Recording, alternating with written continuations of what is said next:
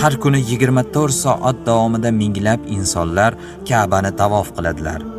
U Al-Haram masjidi markazida joylashgan. Uning surati ko'pchilikning uyini bezab turadi. Millionlab namozxonlar Ka'ba tomonga yuzlangan holda har kuni 5 mahal namoz o'qiydilar. Ka'ba Makka shahrining markazidadir. Bu ko'p shaklidagi inshoot dunyoda musulmonlar eng ko'p tashrif buyuradigan masjidda joylashgan.